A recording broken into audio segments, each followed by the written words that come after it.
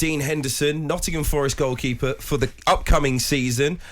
He's on loan with no option to buy. He's a Manchester United player with a contract until 2025, but he was pretty scathing about the club. In fact, as a Manchester United fan, I'm pretty stunned by that from Dean Henderson, to be perfectly honest.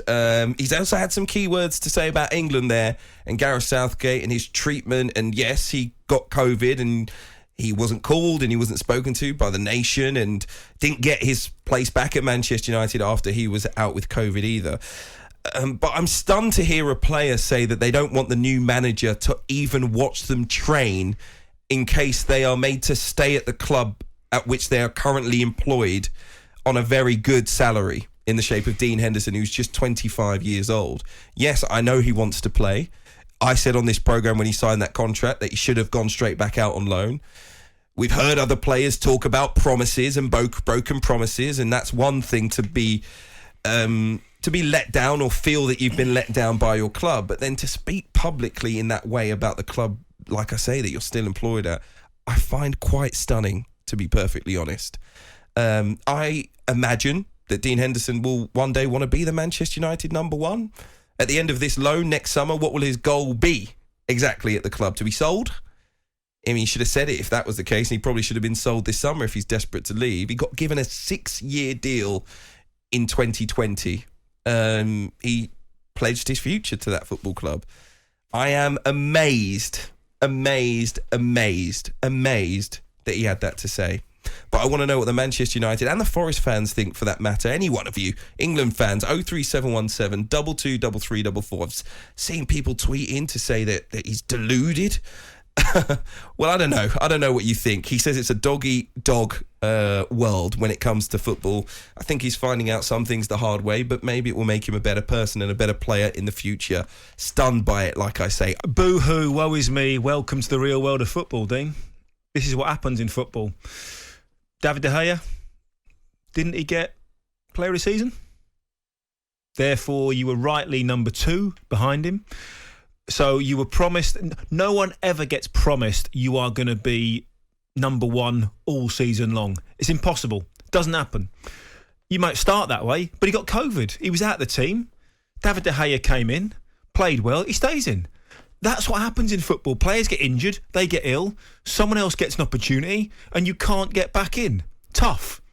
You have to deal with it. That's football. And especially it's hard as a goalkeeper because you can't play in the reserves or the under-21s or whatever it might be, and, like an outfield player could, put in a really good performance. You're reliant on what's up against you. You've got to have... The outfield team got to be really bad, and you've got to make loads of saves and that type of thing. That's all you can do as a goalkeeper. He wasn't that bothered when he signed a 6-year deal. And it doesn't matter what you get told. And there are so many things that really annoy me about those statements. I didn't even speak to the manager. So if you think you're good enough to be number 1, you think you're better than David De Gea, then speak to Erik ten Hag and say, I think I'm better than you. Am I going to play? Do you think I've got a chance of playing? Stay and fight for your place. If Ten Hag says no, then, okay, then you've got a decision to make. And then he goes on about he turned down so many good loan deals, but Manchester United wouldn't let him go. Well, in that case, then, you didn't turn down a single thing. Because if Man United weren't prepared to let you go, there was never a loan deal on the table. Teams might have been interested, but if United won't let you go, don't sign a 6-year deal. Football isn't that easy. No one can ever be promised you're coming in to start. You are going to play every single week. Because if you're out of form or you get injured, someone else gets in and takes your place, tough. There are squads of 25 players. Look what Pep did to Joe Hart. I didn't hear Joe Hart come out and bleating like this, complaining. He just went, okay, don't like it, deal with it, move on. Simple as that. It's just experience, though, isn't it, in the game? He's 25 years He's 25. old. He's not a kid. Yeah, but he's not a kid anymore. He's had plenty of moves. He's had plenty of managers to work under, and he's getting advised by agents. He's been in and around the England team, and then say no one from the England team has contacted me. You've not played. Why should they?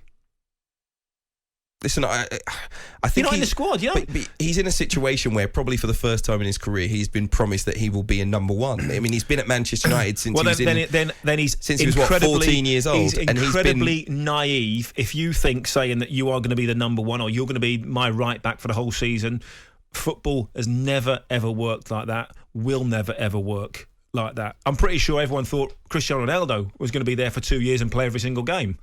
He's out the frame now. What do you think about Dean Henderson saying that he didn't want Erik ten Hag to see him train? Embarrassing. Because Erik ten Hag would have wanted him to stay at the club. Well, that's embarrassing. So 1 minute he's complaining that he's not had an opportunity to be number one.